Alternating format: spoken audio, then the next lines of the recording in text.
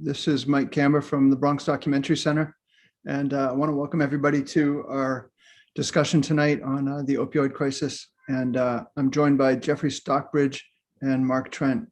And just a quick blurb on the BDC.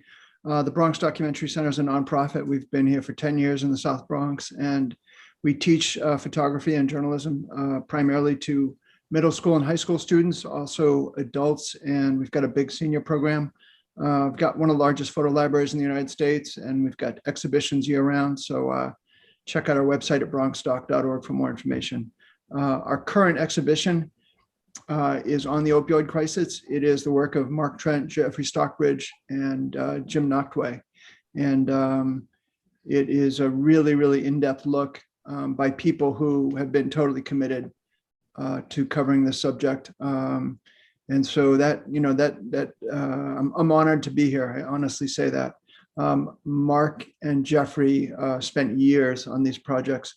Mark was working in West Virginia with friends and community members, people that he grew up with, and put many years of his life into this project. And Jeffrey, I think if I'm not mistaken, spent 6 years working in the Kensington neighborhood in Philadelphia. Just incredible projects with a real commitment. And can you guys, I want to get right into it. Can you guys tell me, why did you spend, you literally took years of your lives and poured it into this. I think most of it was unassigned, unpaid. You did it on your own time. You did it because you felt that it mattered. Can you talk about why you put that commitment into these projects? You want to take that one, Mark? Yeah. So I think when I was younger, I grew up trying to get away from West Virginia. And when I left, I kind of came back to it and sort of noticing these issues. And, as I was learning photography, I kind of wanted to figure out something that made those two things kind of fit together, home and what I wanted to do. And the issue just kind of made itself. I just became aware of it, and I decided I wanted to cover it. And I understood that I didn't want to just dive in and dive out. I wanted to kind of give it some longevity. I wanted to spend time with it, and I wanted to sort of see where it was going to. So I've never been one for like a quick assignment. I'm not very good at that stuff. I like to keep coming back and returning and learning and developing things. So that's sort of where I am with my project.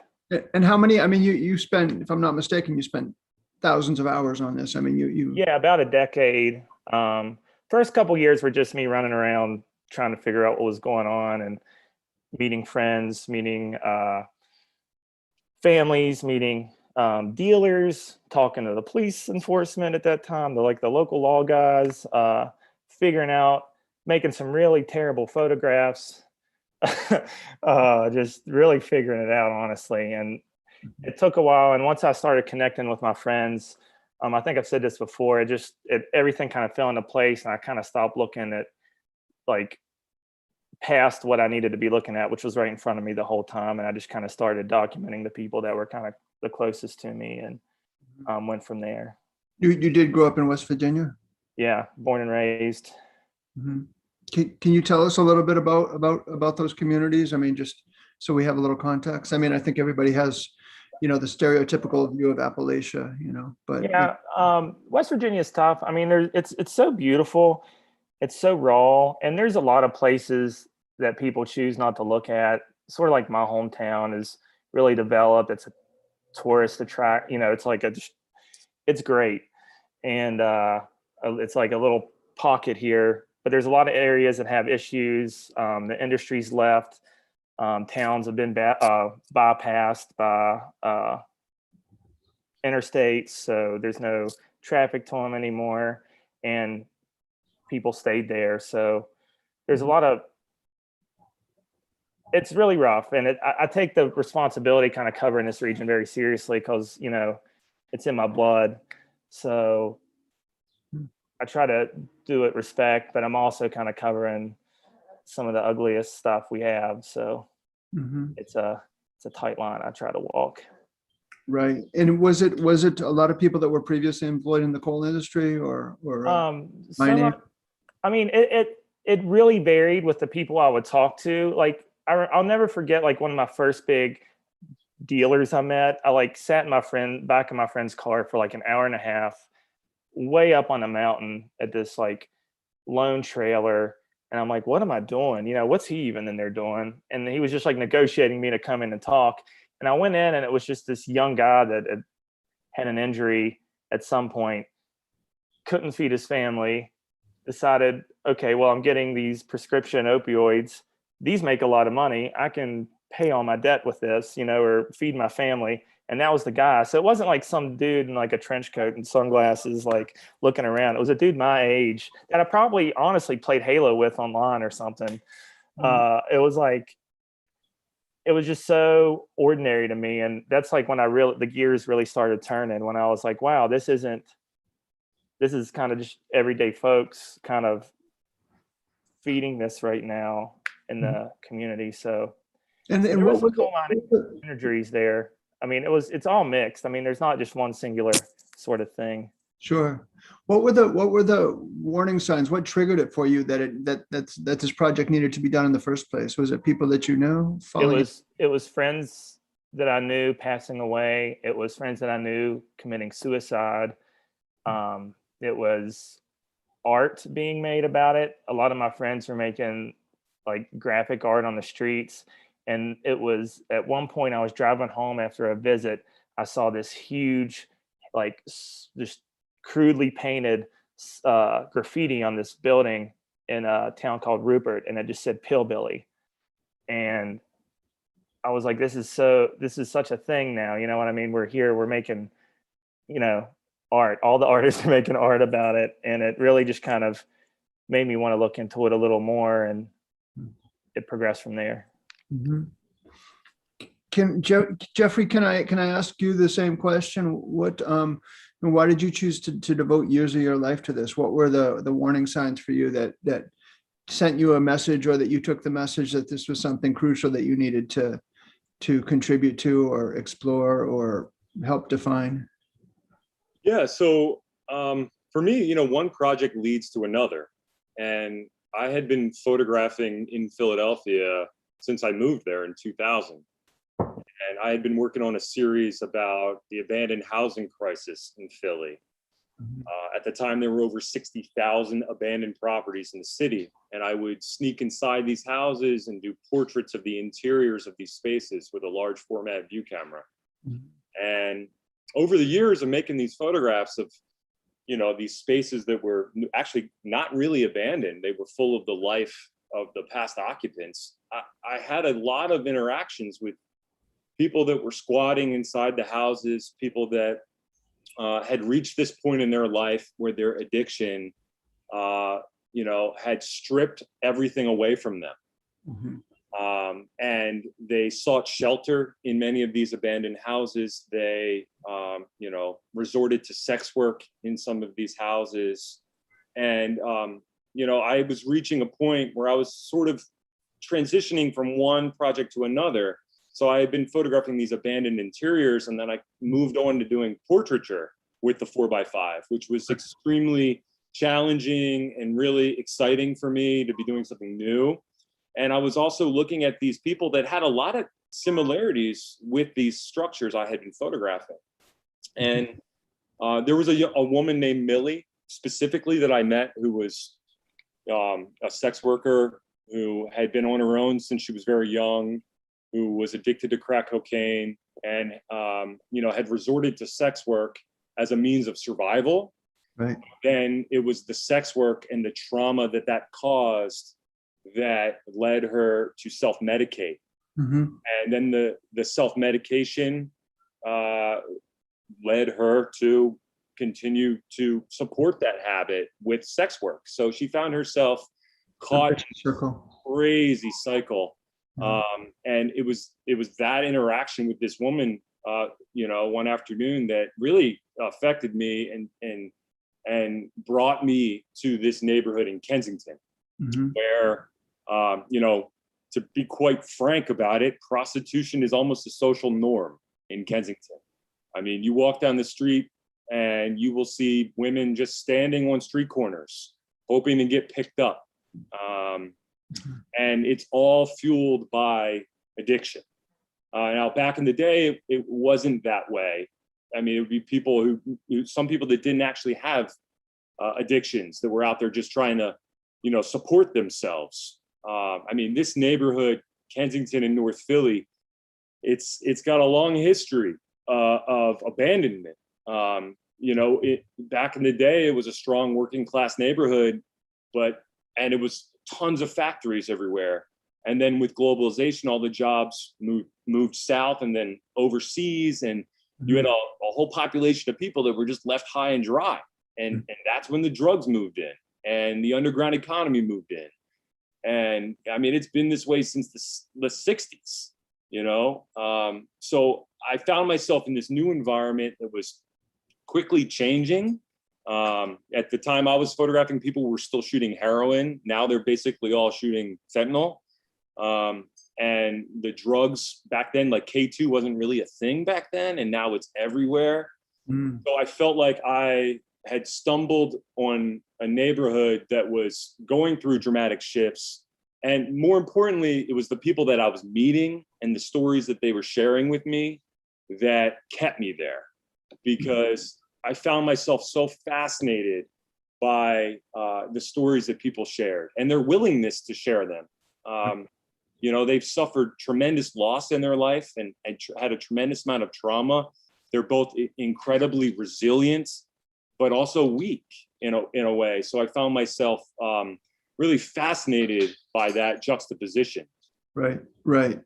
And did you, one of the things we spoke about when we talked last week, we spoke about trust. I mean, did people have stories that they wanted to tell? Was it because you weren't just taking photos and moving on? You have a connection. You both have connections to these people. So how difficult was it for you to gain trust and involve them in the project? I mean, did you see them as collaborators rather than subjects?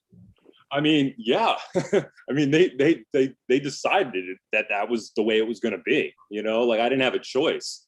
The people that I met were just so open and willing to share their stories with me that I was initially caught off guard by it.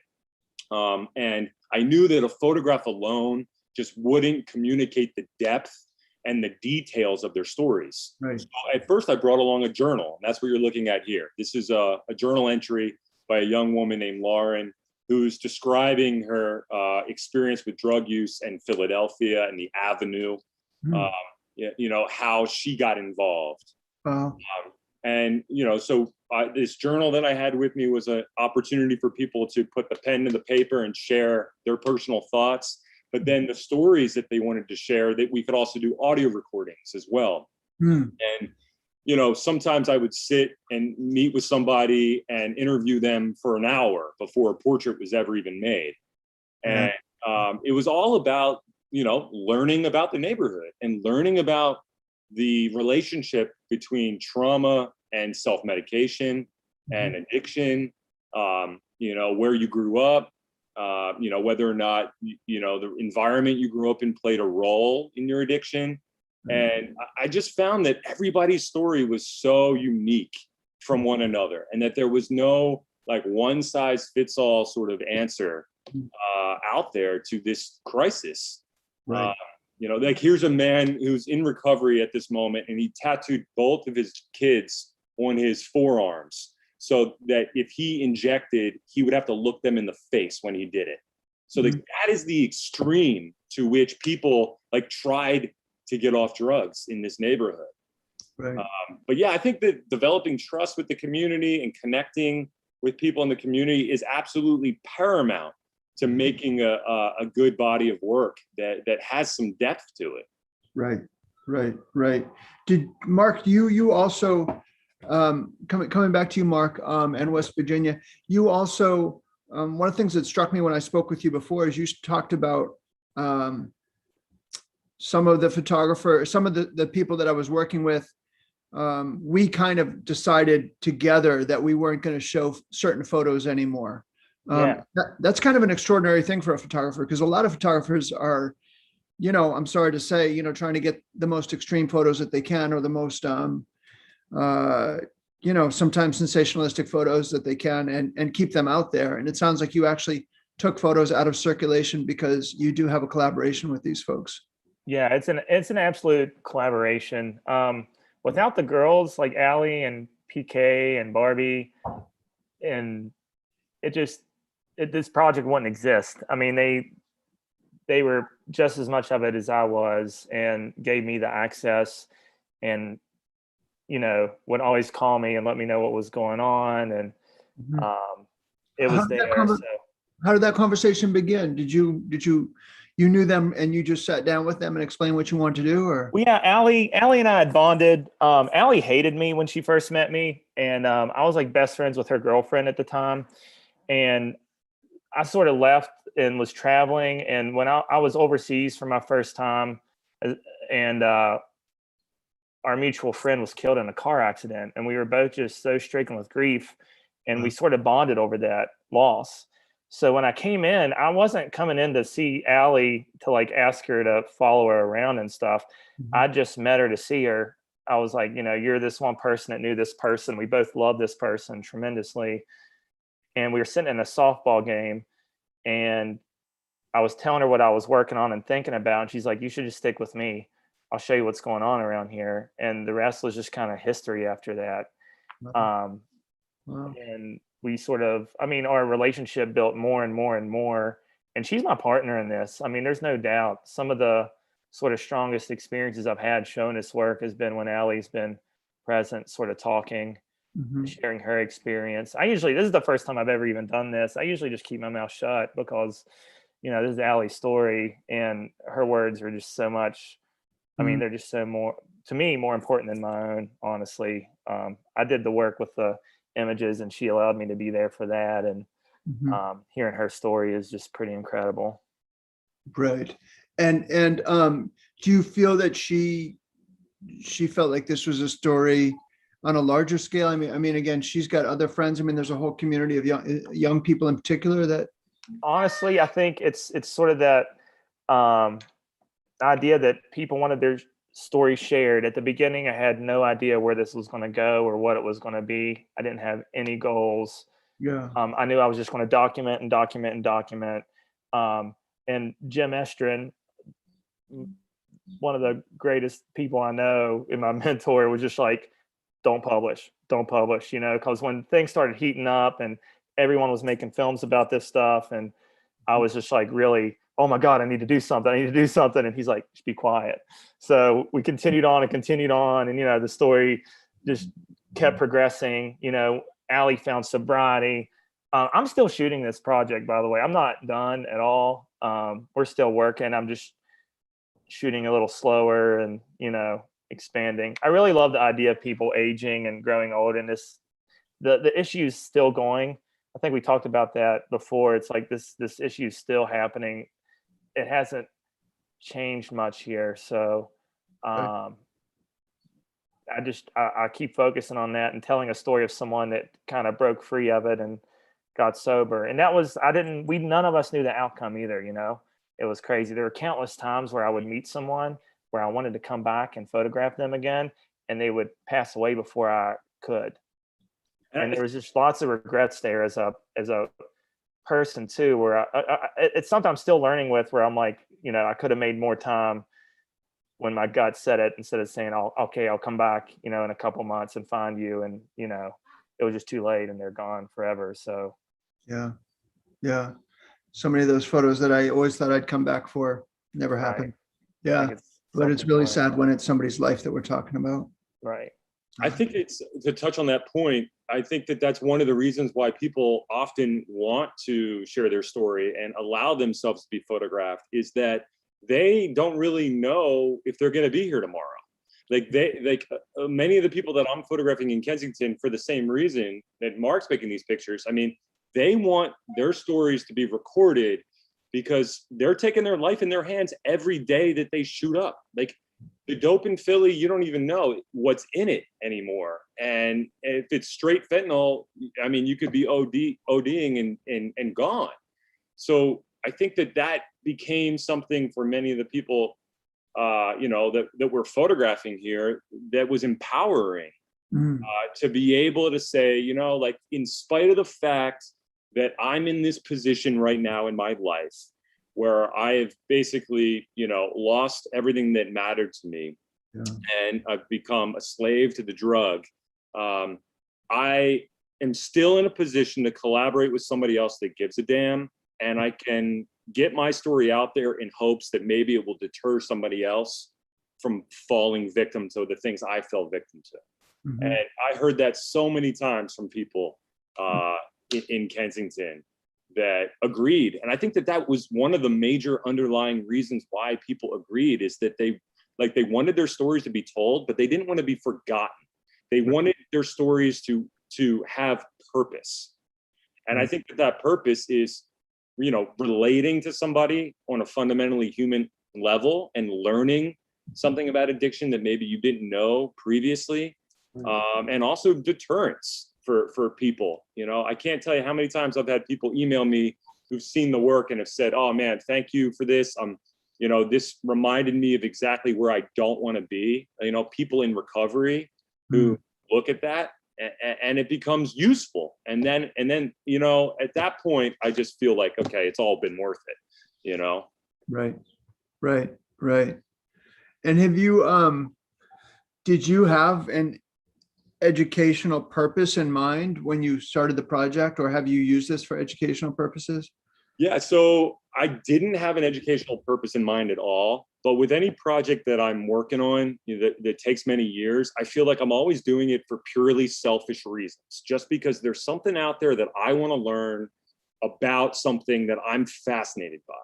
Mm-hmm. And, you follow that trend, you follow that story, you follow the data, and you see where it gets you. And I was just arriving at these incredible stories of resilience that I knew I had to share with people. So once I had compiled enough of this on my blog, KensingtonBlues.com, I started to collaborate with people and get that work out there.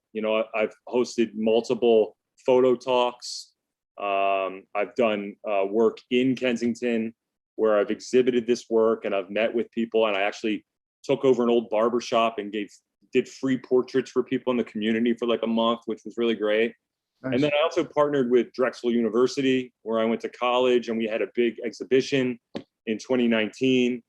And we had a panel discussion with, that's really centered on harm reduction and connecting people to Prevention Point, which is a fantastic harm reduction center right in the middle, right in the heart of Kensington. But then also talking about, fundamental biases and stigmas that people have still about addiction. And, a lot of people still think that addiction is like a moral failing rather than a disease. So we talked a lot about that, and I think that education now that the work is created and that it's in a book is 100% at the forefront of why I'm still making this work and still getting this work out there. Right. One of the things I'm curious about for both of you, but maybe Mark, you could tackle this, is do you feel that people are getting the care they need when they want to get want to get off drugs or through harm reduction? Do you feel like there is an infrastructure in which people can stop using, or can reduce or get onto methadone, or do any number of things? It's getting better. It's getting better than it was when I started. When I started, there was nothing. But it's still got a long way to go. So people are making great efforts. Recovery homes are opening, but it's still, for some people, just out of reach. And there's numerous factors. There's maybe lack of communication. There's sometimes just lack of resources, lack of knowledge. There's lots of things. So, and in some small communities too, it's just people don't believe they can get better because they're so beat down, and it's really heartbreaking. So I try to kind of say, hey, you can do this and you can get out of here. And there's just a lot of that. I think it comes back to stigma too. And that's something I'm really working in now, is just any opportunity I can to do anything to kind of ease some sort of stigma, to have a talk. We do a lot of work at med schools with young doctors, showing the work, having Allie speak, and Allie's wife speak. It's just, there's a lot of work to be done in that realm, because I think once we start kind of realizing that everyone's a human and we can reach out and help them, just even showing someone the smallest amount of kindness and acceptance can change someone. So that's just really important to me. And it wasn't like that a lot. I mean, there's still a huge stigma here. It's really, really hard. And it must be tougher in a small town where everybody knows you. Oh, that was it. And this is for the project itself. I kept everything under wraps a lot. And I mean, it's kind of still, I don't really have anything up on websites and stuff, just because anytime I posted anything, it was almost like a witch hunt for the girls. The cops would have it on their cell phones. The gossip whores around town would be, harassing and sending mean messages to the girls, telling them, they should just, take an extra dose and kill themselves. Just like really hurtful, mean things. Horrible. And it was just, so I just, again, we just kind of were like, well, let's keep making this work and we'll find a place for it. Now it's a different, now since the work is published and it has some sort of, I don't even know, like people respect it more, you know what I mean? And it's out a little more, but for that longest time, we just had to kind of skate under. And then again, if people saw me out and hanging out with people, they just assumed that I was there to document them doing drugs and stuff. So people were wary of hanging out with me for a while, and probably wasn't the most popular person around, but. Right. Did you feel that it mattered, like how you published it? I mean, when you published this in the New York Times, it really made I think a lot of people really just woke up and said, wow, this is incredible. Yeah, I held out. You saw the scope of it, but you also saw the humanity in it. Yeah, I really just kind of held out till I met the right person that my heart said, this is the person. I talked to tons and tons of publications. I did the portfolio reviews and all that stuff, and I always showed this work. And then some people would be like, oh, I've seen this before, next. And then some people would be like, oh, this is great, you've got something here. And I just wanted to make sure I met the right sort of people to work with that would give it the time, and I did. Yeah. And I'm so thankful for that. Right. And once we put it out, I mean, it felt really good to put it out, and it really kind of, I mean, Allie still is like, you wouldn't believe how many times someone mentions that stuff to me when I'm at work or something, that they've seen it. And and I never imagined it being published. I've just never, I'm like really terribly professionally. I'll be like, I don't really plan anything. I don't know what I'm doing at all. I'm just like winging it 24/7. Right. So Right. for the work to still be living and, Yeah. it's wonderful. And there were people that you were photographing who actually passed away during. Yes.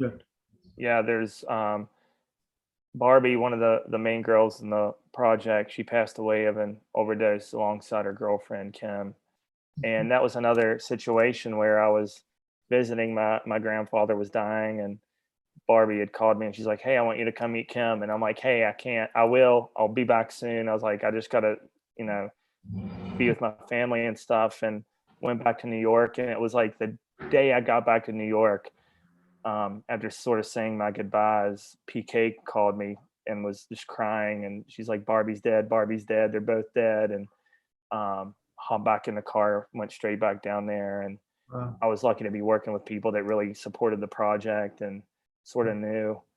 Because when I moved to New York, I didn't even, I think for my first big job, I didn't even bring in a resume. I just brought this work. And I was like, this is what I do.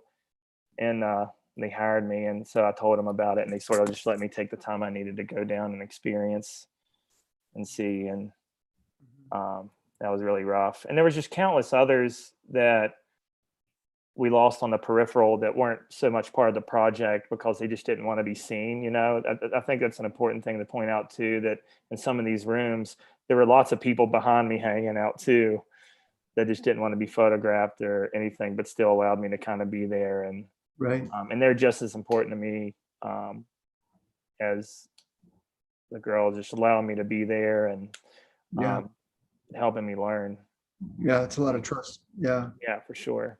yeah. One of the things I was wondering about with you, Jeffrey, Mark is photographing, a little bit more, partly because it's 35 millimeter and he's moving quickly and it's a little more fly on the wall as things are happening. But you're shooting large format. You've got a big camera. It's on a tripod. And it's a really slow process. And I bet there's days where you took, 2 photos or 4 photos all day. How did you decide what was going to be the photo? Was that a collaborative process? How did this photo in front of us, these guys sitting on a bench? Yeah. I mean, did you say, I want to photograph this, or did you say, how do you want to be portrayed? Or because there's a whole range, a huge range. Your photos have such a range to them. There's things in empty buildings, in back alleys, on benches. There's, landscapes. There's all kinds of stuff. Yeah, I mean, that's a great question. It's all, like I said earlier, it's all about trust. It's about being welcomed into this space with another human being. And if you're welcome there, then you can photograph at will. Mm-hmm. And with the 4x5, it gets a little tricky because, stuff is happening quickly in front of you. Yeah. And that particular photograph of Matt, was shooting up Brian in the neck. That was, it's one of the only pictures I have 4x5 where somebody's like actively injecting. Mm-hmm. And I think I only needed one picture of this, just one picture just to see it. And this I felt was like a gentle photograph because Brian, who's being injected, he can't get a vein in his arm. Mm. So Matt is like caring for someone who is sick right now. Mm. Brian is about to be dope sick. And Matt is saying, look, you could trust me. I will help get this into your body so that you're not going to be violently ill in a few minutes, And this all happened, rather quickly. I had met Matt and I was showing him photographs, which is something I always do. When I'm out and I'm posted up with my 4x5 somewhere, I always have a stack of prints and I'm like, hey, look at these pictures I've been making and tell me about, your experience. And people know the other people in the photographs as well. And they have stories about them. So there's like this whole community. Mm. So I'm like making a portrait of Matt. And then all of a sudden this action happens. So in that moment, all I did was like, I didn't even focus. Like I'd already focused on Matt. I just swung the camera, closed the lens, popped in a film holder, pulled it out and took the picture. You know what I mean? So I was just guessing at that point, but I was lucky enough to get it. And sometimes when you're in those situations, you just got to go for it. And man, like my first photographer boss I ever worked for, who was an absolute amazing guy, his name's Tom Crane. He told me that luck favors the prepared mind. So if you're set up and you're prepared and you're ready to go, and then something crazy happens in front of you and you only have to do like 2 things to get the shot, then you got lucky. Right. But yeah, I it's tough because with a project like this, you could argue, hey, maybe you only need like, 12 pictures if it's all portraits straight on looking at you. Yeah. But I wanted to add a level of diversity to these photographs to provide more context. Right. So I looked to new areas, new landscapes. How can I involve the person within the landscape? Mm-hmm. And, and in some of those cases, we would essentially collaborate on a picture. And it was like, all right, well, like, let me set up this shot and let's just, hang out here for a minute, do whatever you're doing. Like they're all busy doing something anyway. So if I'm taking my time, the more time that I take to make a picture, the more relaxed my subject feels.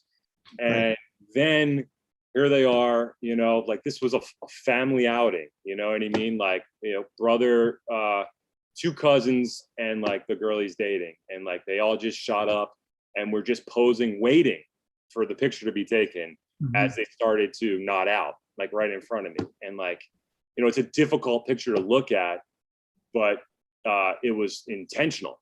And it happened because I had a willing participant who we just, let time span together and make a picture. And that's like kind of the beauty of it. That's where like the good stuff comes to the surface when you're not rushing, when you're just moving slowly and waiting for the moment.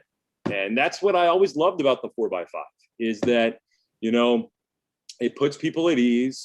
It's non-threatening. And it takes so damn long. By the time I'm ready to make a picture, they're tired of posing. So I had to get something natural, and that's what I love it because it's also a big negative that I can scan and then print like 40 by 50 inches. And you get this like super rich, print that like really can like knock your socks off, Right. But yeah, I mean, the 4x5 is the best. I mean, the limitations of the camera are actually all advantages. Interesting. Yeah. Have you printed these large and shown them in Kensington or in Philadelphia? Yeah. I was super lucky to be involved in a show at the Philadelphia Museum of Art, where I had a number of large scale prints that were 40 by 50. And then I had a whole series of 8 by 10 inch frame photographs in a big grid. But I think there were 60 of them. Wow. And I have all this audio from audio recordings that I did with subjects that I photographed, where I basically just edit myself out. I have the conversation, I take myself out. So it's really their voice that you get to hear. Nice. And I mashed that up into like a 2-hour audio loop. And I embedded that audio in the wall, and then people could put on headphones and listen to all these different anonymous people, essentially at that point, sharing their stories about addiction, about trauma, about hardship, and while being able to also look at the photographs on the wall. And, it just creates, it's a really interesting space when you separate it, when you have the audio and then the picture, because it still requires the viewer to use their imagination to like bridge that gap. And it's weird and it's awkward. So like, there's something about it that I feel like really encourages, the viewer to think outside of the box and to rethink what they thought they knew about addiction. Right. And were you able to get some folks from Kensington to the museum to be there for that? Yeah. Many people were able to come to see the museum show. I've also displayed this work in Kensington on Frankfurt Avenue, and had some of the subjects that I photographed come to the gallery, which was awesome.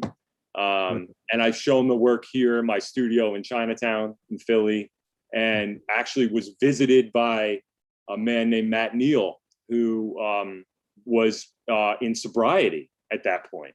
And that's the actual gentleman in the photograph who was injecting Brian. He showed up at my opening and he was like, 100 pounds heavier, looking very healthy, and had like put his life back together, was in sobriety, had housing, and just showed up to say hi. Like he saw it on like Instagram or something. And now it's been like the most amazing part of sharing the project is being able to access and reach people, that remember being photographed and like knew me, and then can find me and contact me, and then we can, catch up and talk about how life has been, and maybe even like discuss their roadblocks to treatment and all the people that came together to help them achieve sobriety, which I think is really important to talk about.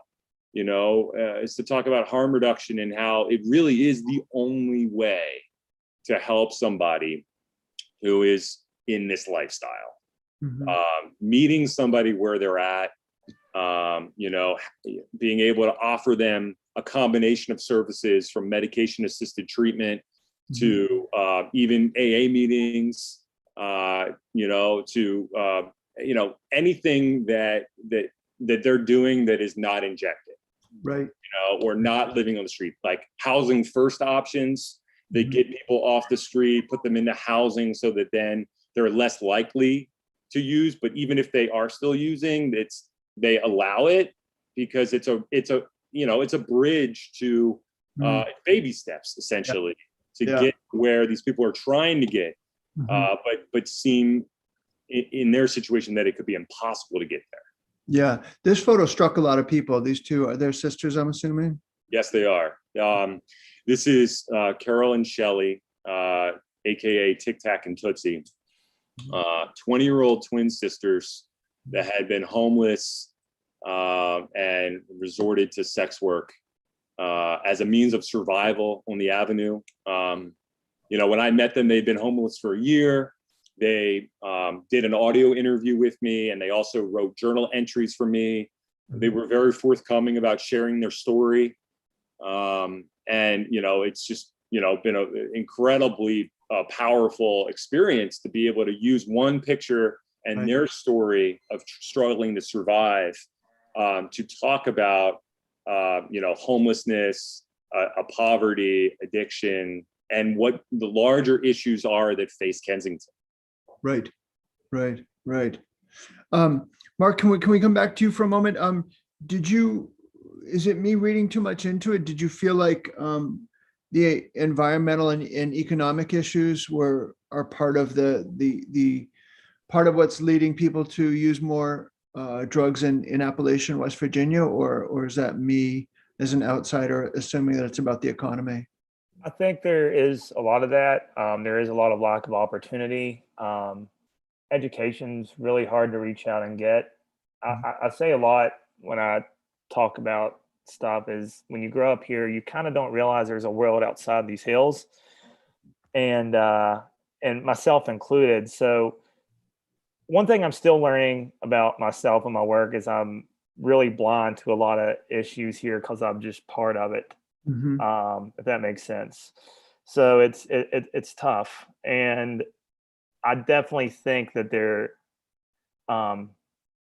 our economic situation here in the state is just affecting, there's a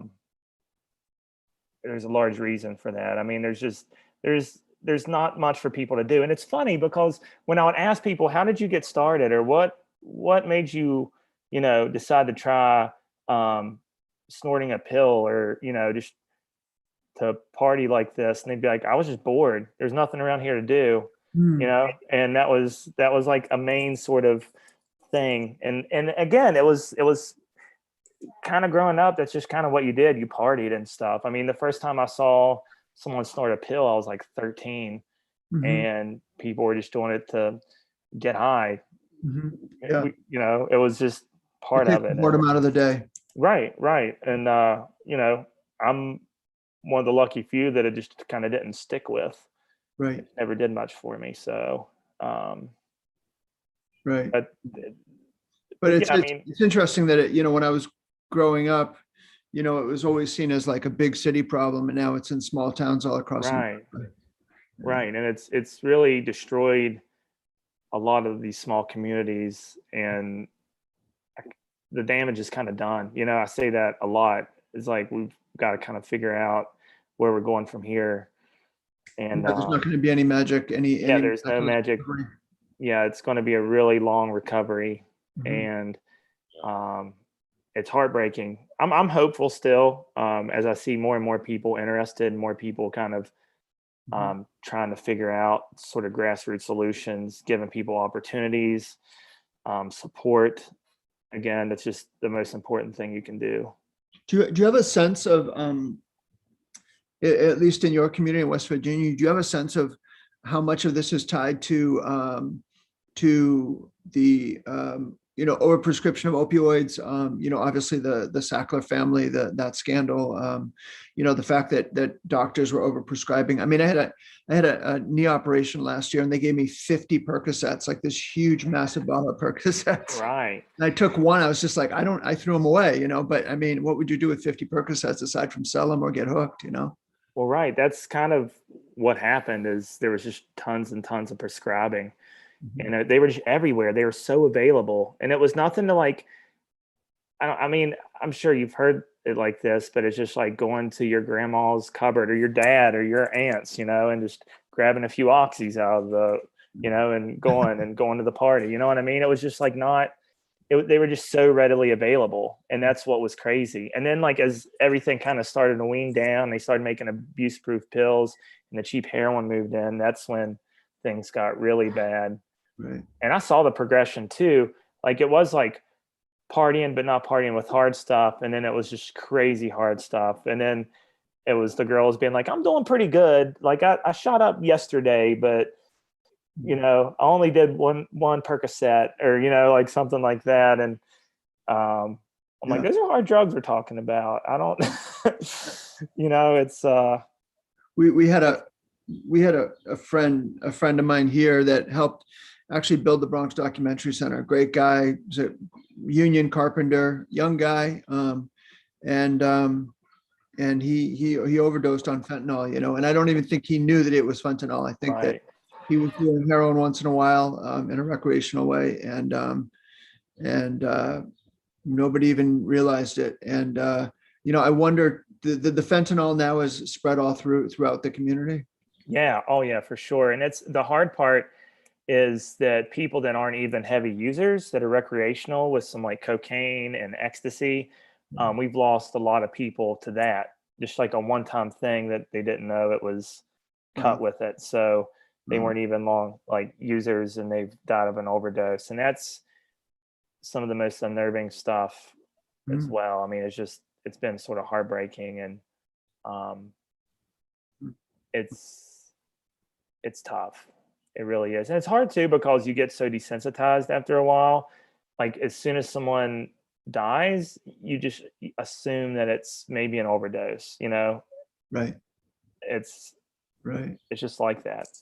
Yeah. My godmother up in Maine, you know, which is small communities, you know, towns with a couple thousand people, 2,000-3,000, you know, she reads the obituaries, and she said at first they'd be kind of vague about it, and you'd have to read between the lines, but now they're just coming out and saying, you know, even in the obit, that, you know, they died of a drug overdose. But and I think that's really important, to call it what it is. And you know, rather than shy away from it. A lot of people are feeling more comfortable sharing that story and saying, look, this, like, not like worried about whatever stigma might come at them for that. Because when you really think about it, these are deaths of despair.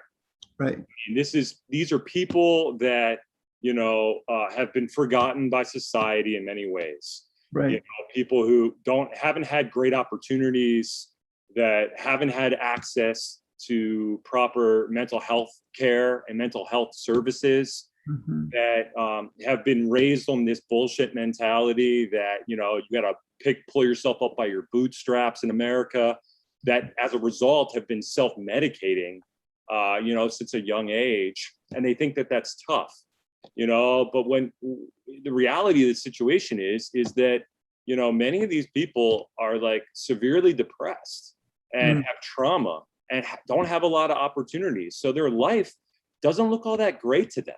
Yeah. And in those situations, I mean, you got to ease the pain somehow. And the quickest, easiest way to do that for people to escape their reality, to numb themselves, is to reach for a drug.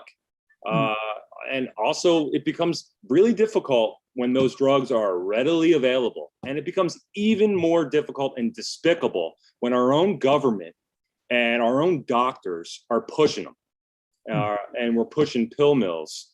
I can't tell you how many people I met that started on oxys or Percocets and then started snorting them, and then graduated to snorting heroin, and then shooting it, and then fentanyl, and then, you know, now they live on Kensington Avenue and they're not even from here.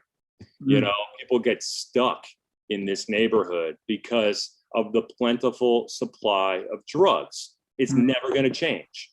This idea of deterrence of the war on drugs is a failure. It does not work. And Kensington is living proof of that. And, you know, it's so sad when you think that, you know, the billionaire Sackler family is going to walk away with their money. They might not walk away with their business, but they're going to walk away with their money and their anonymity. Yeah. And, you know, and then think about all of the people who have lost a loved one. You know, all of the people who can say, I don't think there's a person in America right now that can't say that they don't know somebody that has died as a result of their addiction. I don't think so, because it's so pervasive. Yeah. It has hit everyone. Yeah. And now that, the Sacklers got everybody hooked, now it's the drug dealers in all these neighborhoods that had this demand that was created for them. Right. So, I mean, I honestly don't see, a way out of this unless the government really considers legalizing a lot of these drugs and maintaining them appropriately. Right. Right. Yeah, that gets into a complex discussion. And it is instrumental, or it is instructive to look at what's happened in Portugal and Amsterdam and other places, but I'll let people do that on their own time. Is there anything, do you think it's naive to, one of the things that, I asked when Jim Nockley was here was, do you think it's naive to try to stop the next generation? Because, I feel like just say no, doesn't work, and law enforcement against drug addicts doesn't work. So, is there another way to prevent young people in the future from getting involved, or is nobody working on that? I think it's incredibly important to do everything that we can, that without, look, we know that the deterrence model doesn't work, but it works a little bit, right? So it's worth exploring that. And I think it's necessary to explore it in creative ways, where you can reach people, where people are actually going to listen to what you're saying. Mm-hmm. And the way you do that is by Mark making this great body of work and having it published in the New York Times, where people can see it and they can relate to the people in the pictures. Right. The way you do that is by, creating a dialogue and getting your work out there by making books and art exhibitions and humanizing something that has been so horribly dehumanized. Mm-hmm. Like I would love to work on a PSA campaign about deterring, youth from using drugs. Like, there's so many creative ways that we can approach this problem, especially with all the access we have now with social media to reach people. I don't think of it as being out of reach, but it's just about where's the money being spent? Mm-hmm. When are we going to properly start investing in Black and Brown communities in West Virginia that don't have a lot of resources, where we can empower people to live the lives that they want to live? Mm-hmm. Nobody wants to live this way. Yeah. Like nobody wakes up in the morning and says, hey, I want to be a homeless heroin addict and live under a bridge in Kensington. Yeah. It doesn't work that way. So it's really just about bridging that gap and communicating with people in a way that is real. It isn't just say no, because that is, doesn't work. Right. Right. And I think the law enforcement approach obviously doesn't work either, so in terms of, certainly in terms of focusing on addicts and even on interdiction, drugs has never been more readily, it's never been more readily available, Yeah. In Philadelphia, they're decriminalizing prostitution charges. They're not bringing them. We have a pretty incredible DA, Larry Krasner, that is working tirelessly to help Philadelphians in creative ways. He's breaking the mold to try, new ideas to help people rather than incarcerate, to reduce the number of youth in jails. If you haven't seen it, it's a fantastic series. It's called Philly DA. You should check it out. Right. I want to get into a few questions here. Let's see.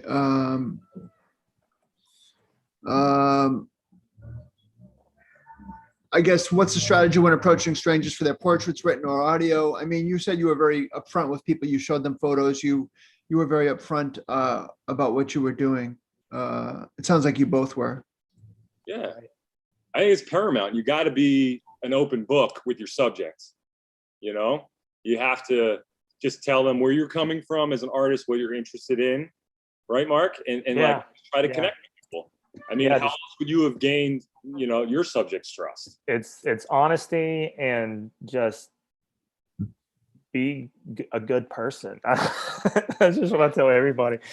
Just be nice, and it's amazing what kindness can get you. and making yourself vulnerable.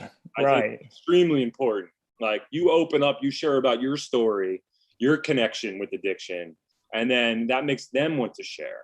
And then you have this rapport that develops, and maybe you don't make a photograph on that day, but the next time you see them, your chances are slightly more likely that, you'll do that.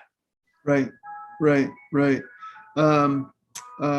Jeffrey, all your pictures, somebody asked, all your photos are large format. Is that correct? Everything from Kensington Blues is large format. Yes. Yeah. Because one of the viewers was speaking about the spontaneity of the photos, but we already talked about that. But you're ready and you work. You're ready when things happen. Yeah, I mean, I had maybe, what do I have? 22 film holders with me in my bag. I got a big bag and like just slung over my shoulder. And so it's 44 pictures. Yeah, 44 individual frames. But if I meet a subject that's captivating, I might blow 20 frames on that subject. Just working with the light, working with them. You see things change in front of you and you say, hold on, I can't stop yet. I thought I had a picture, but I want to keep going. And that's usually when the better picture happens. Right. Amazing. Yeah. So, and then there's I have a light tent. So then if I was in the field, I could just go find a picnic table and put everything in there and then unload all my film and then reload new film. Or I could come back to my studio in Chinatown, which is really only like a mile and a half away from Kensington. So I could just come back and then go back out again. Right. And people must have been somewhat fascinated by your whole process as you were photographing. That 4x5 really, you're under the big hood. I mean, it's a very old-fashioned way of shooting.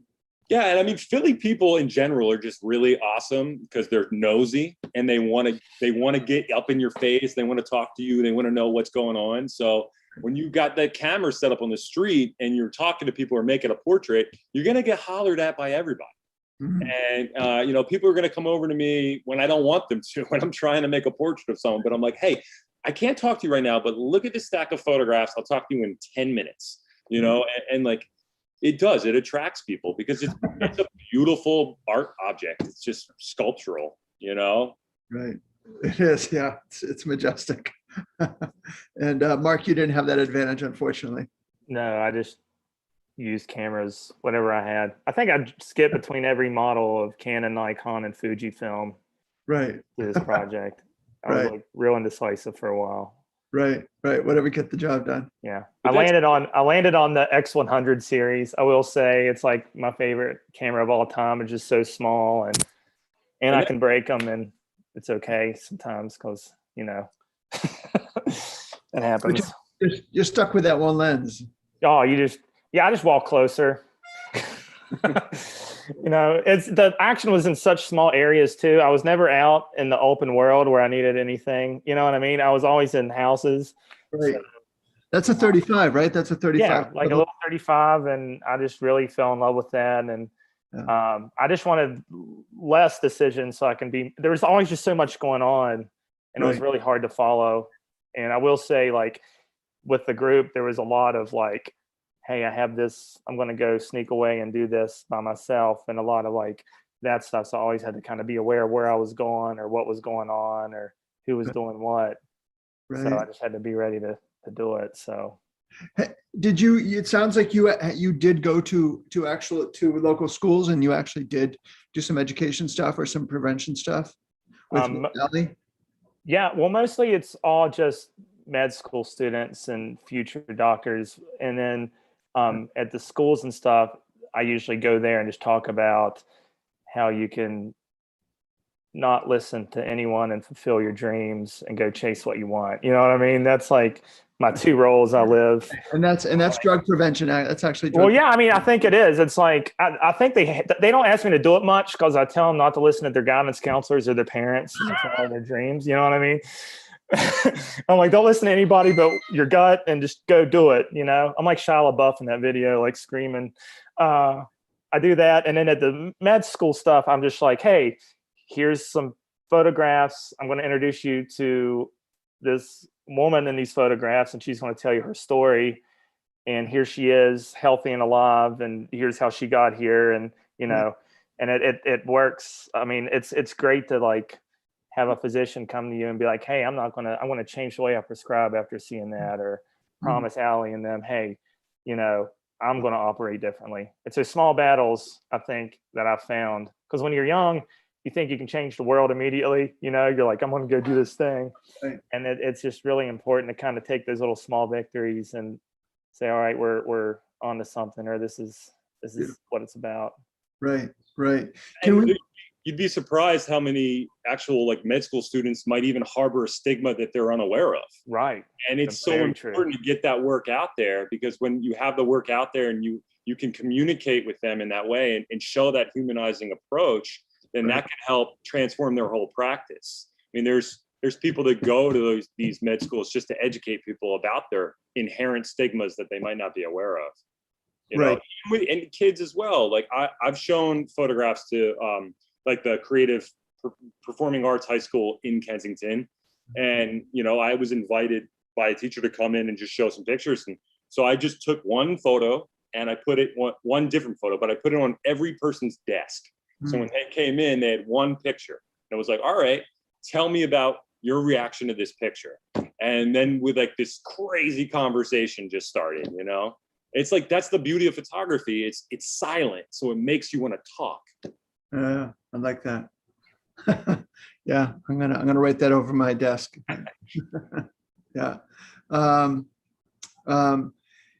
It looks like there's a video of you at work, Jeffrey.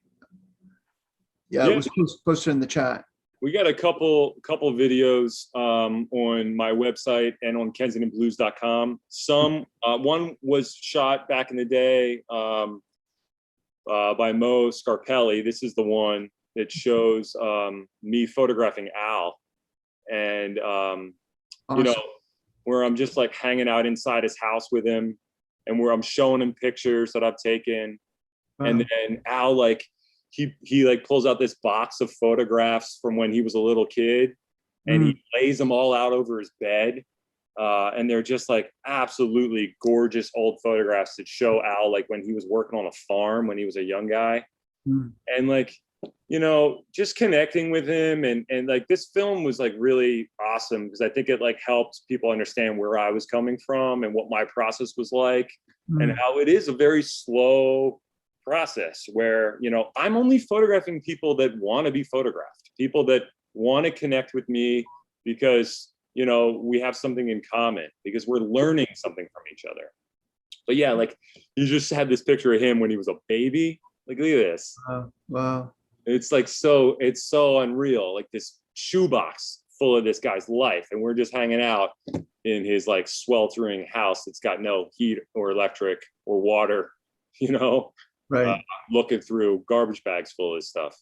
Yeah, but then I went on years later to do a whole series of videos with a reporter called Embedded in the Badlands.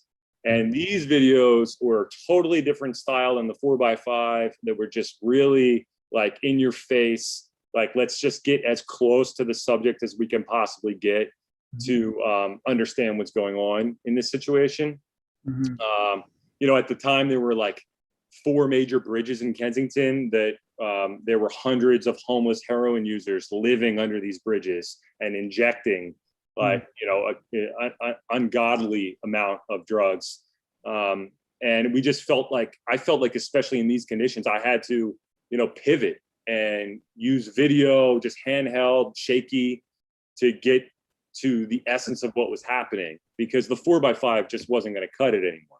Right. You know? So I feel like it's always important to really consider your tool when you're making work and to adapt to the subject, you know, rather than enforcing your tool on them.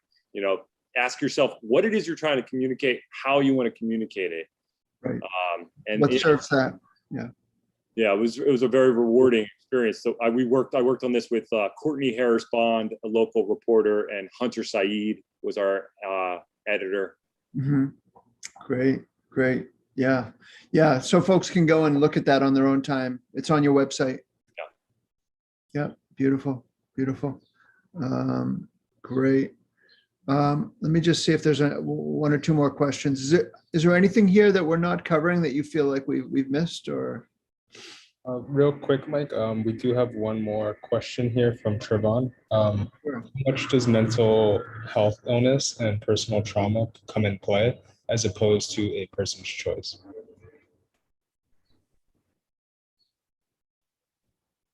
John, I'm sorry, can you repeat that one more time? Sure.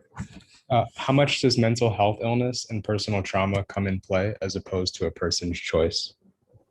Oh, I mean, it's like so much of the equation, so much of who a human being isn't decided by them. It's decided for them by the way that they're raised by their parents, by what they're exposed to at a young age, by the community that they grow up in. Everybody is born with trauma. You know what I mean? We all have it. But when the hell do we have the opportunity to really connect with a healthcare provider and talk about it? Like, how many of us actually do that, especially in underprivileged communities? I mean, it's just not happening. So I think it's, without a doubt, an underlying issue. Not to say that people who come from, upper middle class backgrounds that have a great high school and great parents don't also wind up using drugs, because they do.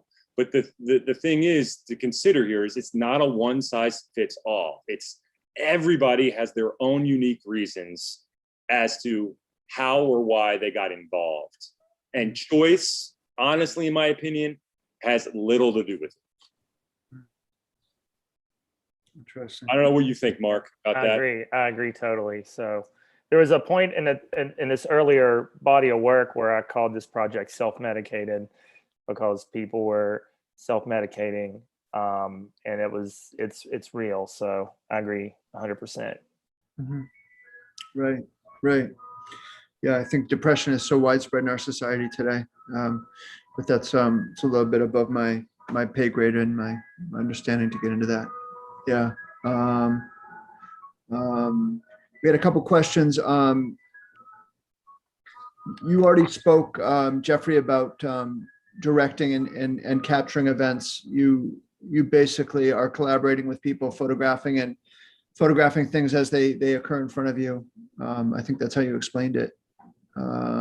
Yeah, somebody mentioned about the Hasselblad. I did shoot a lot with a Hasselblad, but not for Kensington Blues. That was only for the New York Times Magazine story, a Walmart of heroin.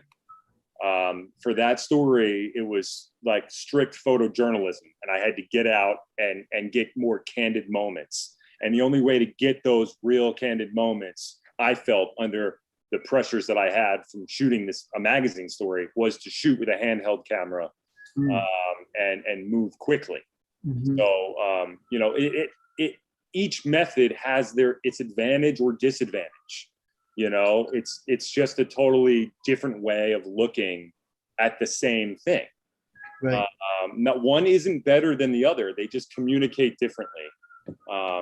So, and it's fun to experiment with a new technique. Mm-hmm. Yeah, absolutely.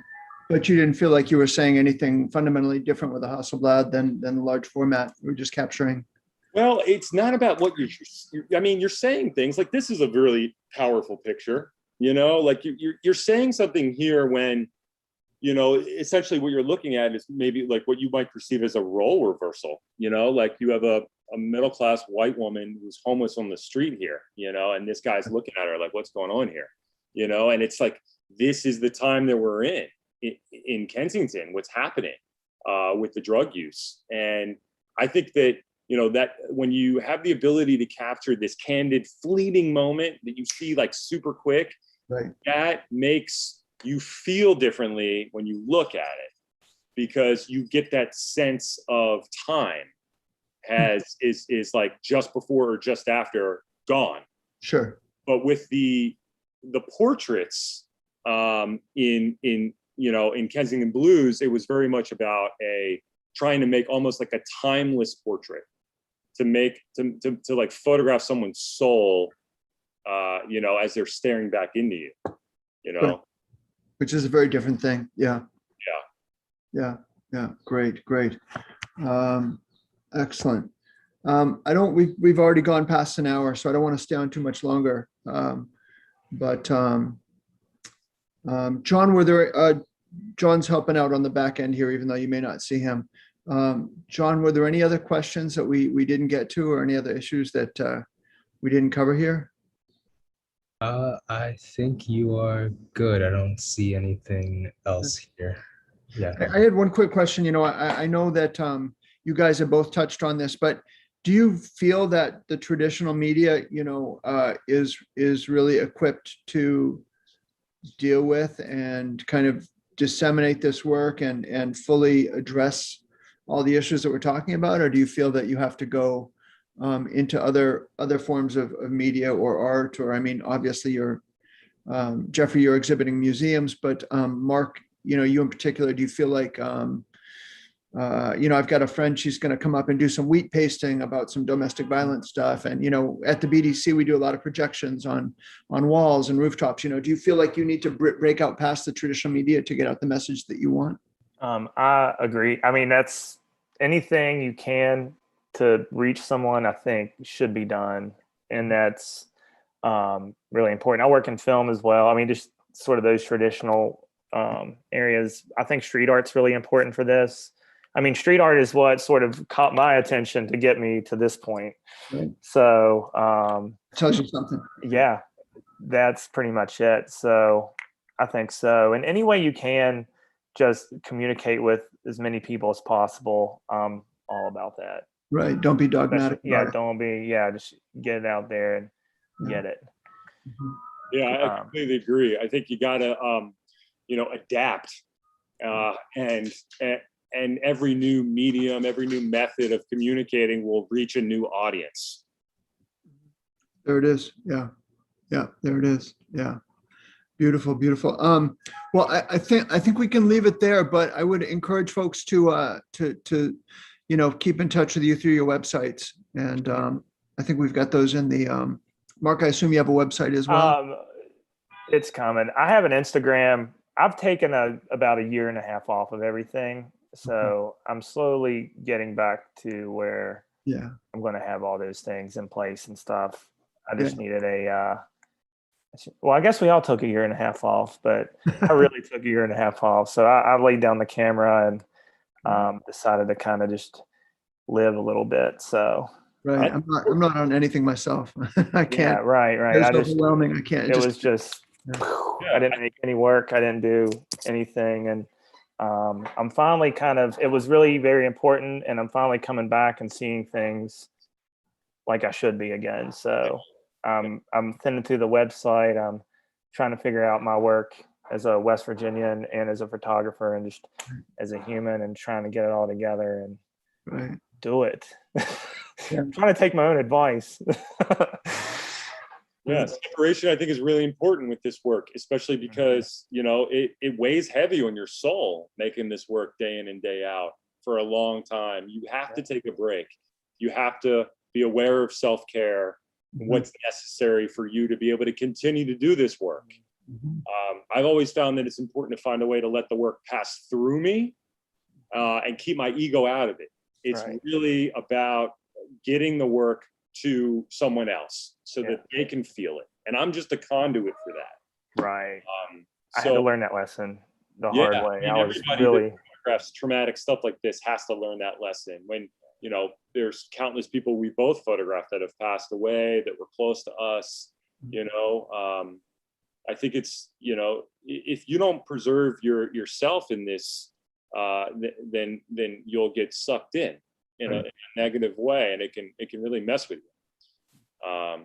So I think that needs to be talked about, the real importance of self-care when you're making this kind of stuff. And yeah, for me, it's always just been talking about it. Like, I can't hold anything in. So I would come home from a crazy day of shooting and I'm like, all right, I got to have a beer with my buddies and tell them what was going on. You know what I mean? Like, this is what I witnessed today. And these are the pictures I took. And how crazy is this? And like, and also just how weird does it feel to be photographing this stuff one second and then be in your house, you know, eating Chinese food the next, you know, like, or whatever, you know, like, it's just, I'm talking about this feeling of comfort and this feeling of normalcy, and then this almost out of body experience of having to divorce yourself from it. Yeah, totally. I mean, it can be a real shock to your system. Yeah, because you have to divorce yourself from it or it'll kill you Yeah. psychologically. Yeah. Yeah. Yeah. So, come see the show at the BDC. We've been sweating it out for years over here making stuff. Yeah. Yeah. We'll wrap it up here, but please come to the Bronx Documentary Center. The galleries are open Thursday through Sunday in the afternoon. You can check our website for the hours. It's Saturday and Sunday, 1 to 5. And we've also got a student show up across the street. We've got 2 galleries, so you can see them both free. We've got, as I said earlier, one of the largest photo libraries in the United States that's also open, and that's free. So, but come check out this work, engage with this work, and we hope that it makes a difference. And it's been so powerful. I thank you guys both. For a lot of photographers come in for a weekend, they come in for a few hours, they do the hit and they get out. You guys put in years, and much respect. Thank you so much.